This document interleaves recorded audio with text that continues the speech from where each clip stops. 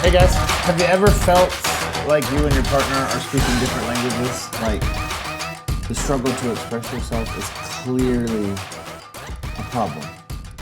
If so, stick around. We're going to talk about it. My name's Jeff. That's my wife. This is My Wife Still Likes Me. And yeah, let's break it down. Hey. Insert music here. We don't do that anymore. Really? That's lame. It turns out they don't like it. They don't like the music? No.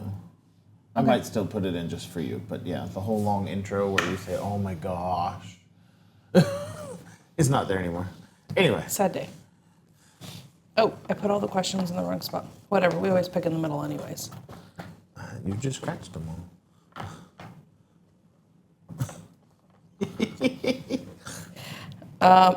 Oh, this is hot. So, whose singing voice would you most like to have? Who would you switch your significant other's voice with?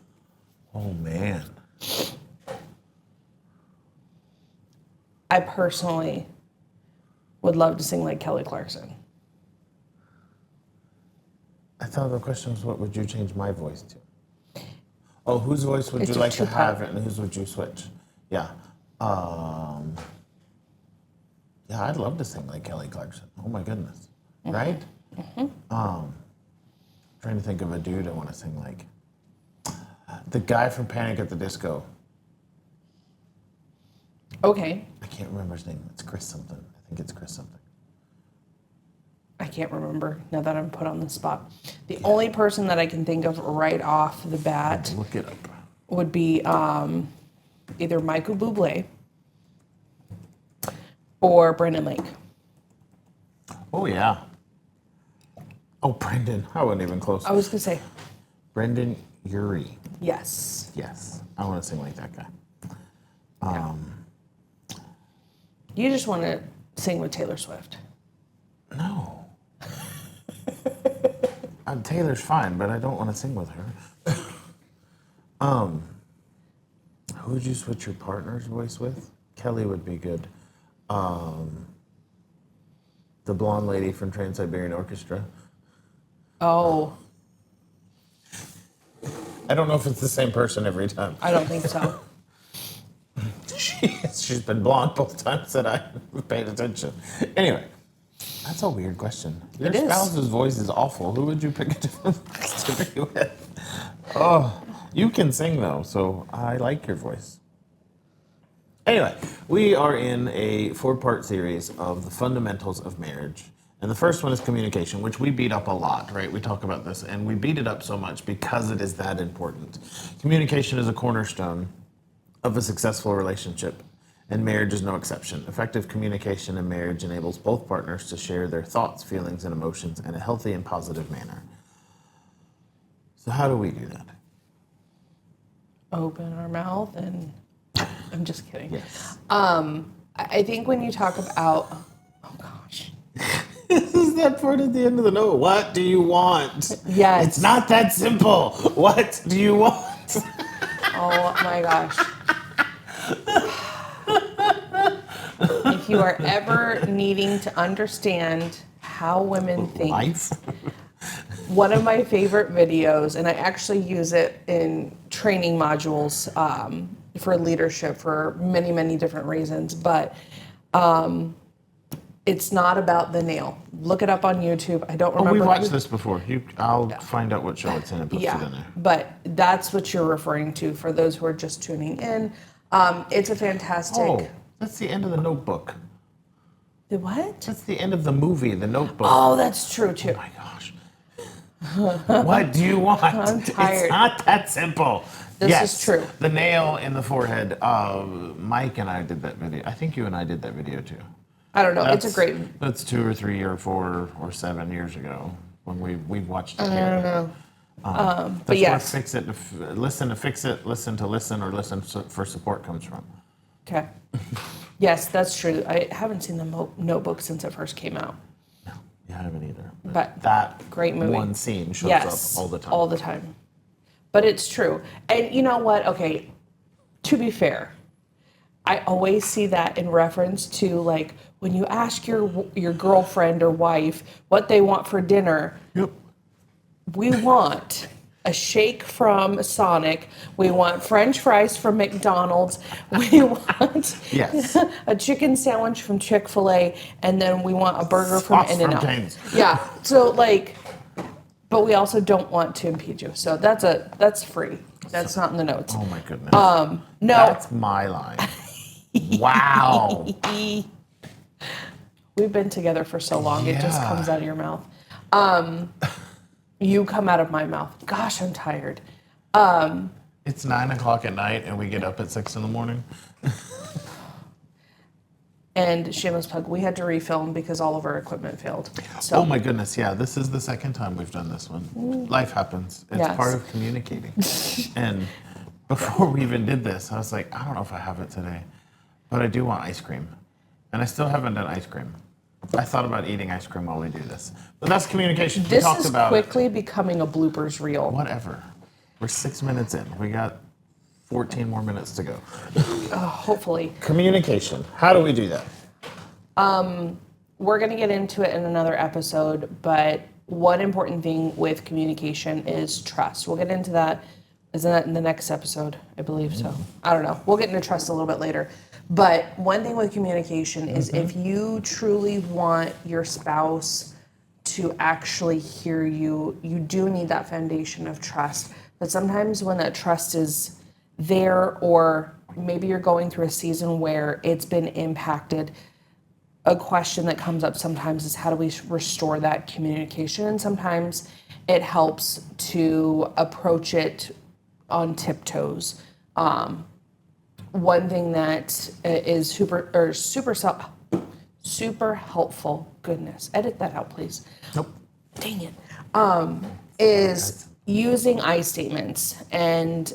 Oh yeah, we're getting there. Oh, did I skip ahead? I'm sorry. You're fine. No. But with I statements, it's coming to you if there's a problem, and I felt like you didn't hear me in fill in the blank situation. And this is how it comes across to me.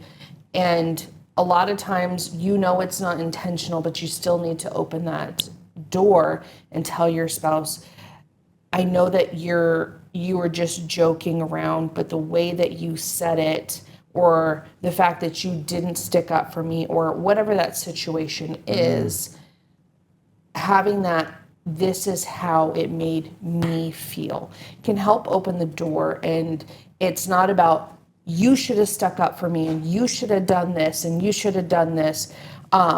This is based off of something I saw earlier this morning. Not that you didn't do any of this for me, but it does come up sometimes where there's a hurt, there's a miscommunication, because a lot of times, and unfortunately, domestic abuse and things like that is all too prevalent in our culture today. And so some things might trigger your significant other without that being intended. So telling them how you feel and avoiding those, there's a word for it and I can never remember what it is, but those always and never the absolute statements. So you never take out the trash when I ask you. You always jump to conclusions. So not you, just in general. Yes, I gotcha. But those things are really important when you're trying to open those doors, because you're trying to begin a dialogue and you don't want your significant other to shut down before you can actually even have that conversation. Sure. Okay. Open and honest dialogue. That's where I would take that. Open communication and the willingness to express thoughts freely without fear of judgment or rejection. That's a big one. And we're going to talk about how these all tie in part 4. But open and honest dialogue, in some cases, we withhold expression because we're vulnerable, or we don't want to be attacked for our thought or our process, right? We discussions about chores and life and how we do things. And we're going to talk about trust and compromise in other episodes, but they all tie together. But the first one is just being able to talk about it. If you can't come to your kitchen table or coffee table or in the car on the way to wherever it is you're going together, and have positive discussions, that needs to be something to work on. And that's where I statements come from. To go with that would be active listening, which I'm horrible at. Oh my gosh, am I horrible at this. But listening intentionally to hear what's happening and to understand perspective. Like validation, right? Listening and validating the emotion and where they're at. Maybe if there's a disagreement, that's fine. You can disagree and be kind and validate where they're coming from. Like, hey, I understand what's happening. I understand you feel this way. Let's talk about it, but without fear of retaliation. I know that sounds weird. That's like a workplace thing. Yeah, but I would say, if we're having a conversation and you come to me and I'm trying to think of any situation because we've gotten to a place where we don't have to have this barrier, but when we first got married, I always joke about the trash can incident, but Yes. but if I'm coming to you and I say, I need you to understand where I'm coming from. When you didn't take out the trash the first time I asked you, that made me feel like I was invalidated. It made me feel like you didn't care because for context, in our first apartment, it was not in the greatest part of town. And for safety reasons, Jeff always took the trash out. And so he was watching a football game. So to be fair to him, he was not paying attention. It was his one day off a week. He was working 2 or 3 jobs at the time to make ends meet. So that was really his only downtime, and that was his one day off. So I was cleaning because it was, tiny apartment, and that was just my role at the time was I was cleaning. And I wanted you to take it out then so that I could finish cleaning, but I came to you later, I need you to hear me. And you came back and said, I understand that you asked me, but you also need to understand that this was my one day off. You asked me when I was watching a game, and I don't know that I heard you the first time. So when you asked me the second or third time, I said yes, but it was in the middle of the game. And so I wanted to wait till a commercial break. And so had you not been open and honest with me at that point, another way that you can input the next set of questions when you are receiving that feedback, if you will, is ask with curiosity. So ask a question and be careful not to inadvertently disvalue. I don't know what the right word is, but don't break your partner down. Yeah. Inadvertently by saying, well, that's silly. Why would you feel that way? You don't know where they're at in that moment. And so if they're coming to you with honesty, come with a question. Help me understand why you felt that way. Was there something that's happened previously that's creating this emotional response so that I can help you? Empathy. It's more than empathy, but yes, coming from a place of empathy, but asking those questions to help understand what triggered that response can help you both be on a better place and help your partner to be able to open up that line of communication better too. Sure. That's, yeah. Emotional expression and empathy, they allow both partners to walk through emotions and questions and get to a mutual understanding of what the issue is. Nonverbal communication. You're always communicating, whether you're using words or not. Absolutely. What? Nonverbal. Yes.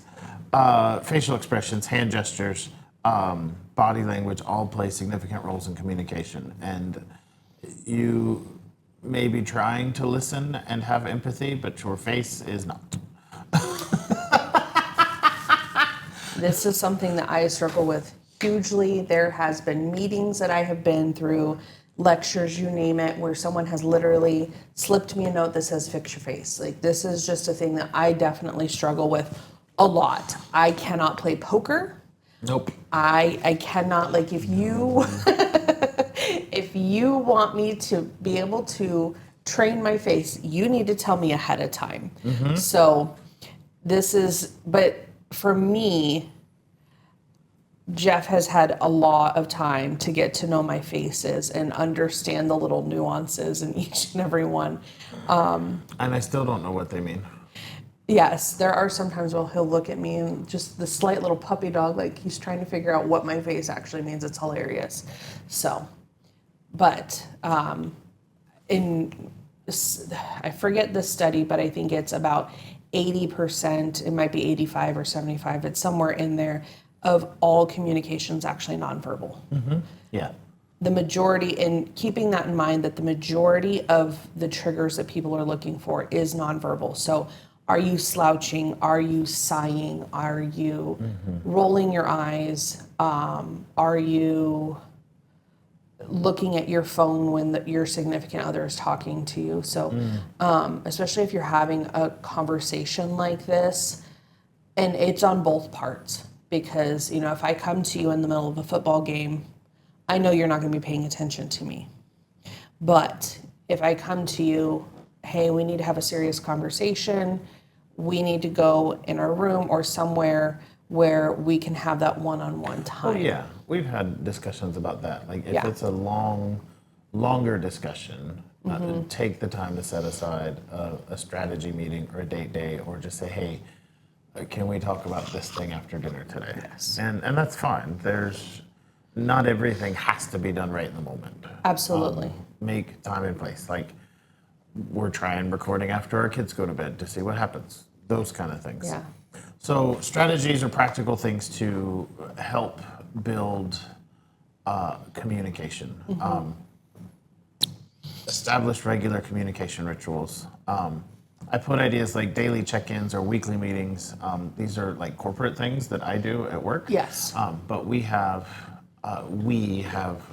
date days, but some of those date days are, let's make sure the calendar's on the same page. Let's make sure that our goals are going in the right direction. We call them strategy meetings, but we intentionally set aside time to talk about where we're going and what we're doing. Which it's not part of this series, but a lot of what we talk about in the process of communication, trust, and building fundamentals, shared goals, which we talked about in the last episode, and vision of knowing where you're going. All of this kind of builds off that. If you know where you're going, then the issues you're fighting are, one, you're fighting them together. Yes. You're not fighting each other. And fight fair, but the discussions you're having aren't at each other. They're towards the goals. Yeah. So, yeah. And I think that helps too, because, if you're fighting for the common goal, maybe you have a vacation coming up next year, or you've set the goal to have a vacation or visit somewhere specific, whatever the case may be debt-free, you can go back to that goal. So if one of you, because, I love the craft stores, don't get me wrong, but that helps to kind of keep both sides in check. And so that'll also help align with your communication. So, you can come to me and say, hey, I just put a big payment down on our cruise or our vacation, or, I just put a big chunk on our credit card. We don't have the extra funds for you to go to the craft store, or, hey, keep it under $50 or whatever it is when you're going to the grocery store, whatever, so that you're having those alignments. But that also helps if you do go over that, hey, we had agreed that we're not going to spend more than $100 on Amazon this month, and I see that you just put something in the cart for $200. Like, that really messed up our budget. It's going to have to come from somewhere else. Can you help me understand what's going on? So, Yeah. That's just talk about stuff.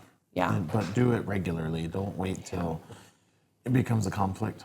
Yeah. The sooner the better. Obviously, if you've got, hey, today is Monday and you have date day Friday, pushing it off a day or two is not a huge deal. Sure. But address it sooner rather than later, because, if you have a strategy meeting planned for a month from now, don't let those, whatever's bothering you fester because you don't want that resentment to build. Sure. We talked about I statements, right? I statements help express our feelings and foster a non-confrontational environment, right? Promotes understanding and empathy. I feel this way when this happens. And so it's not attacking the person, it's putting emotion to things that happen. And so then it's not a always or never, which I like. Absolutes are challenging because it's hard to say always. But I statements help a lot with that. And then seeking professional support, Absolutely. which is not us, right? This is us taking a somewhat serious look at this one. Which is weird. Yeah, that's not normal for us. But if your communication and you're trying to talk to each other and work through process is maybe feels more challenging than it should be, go seek professional help. Therapy is okay. It's okay not to be okay. They will have the tools and the resources and things to help you get past those things. We are not it. We are just trying to have fun and talk about issues that you guys bring up and that we have faced in 19 years. It's a long time. It is a long time. All right, you're gonna have to come back for part 2. Until then, like, subscribe, comment, let us know what you want to talk about, and we'll see you later. Bye.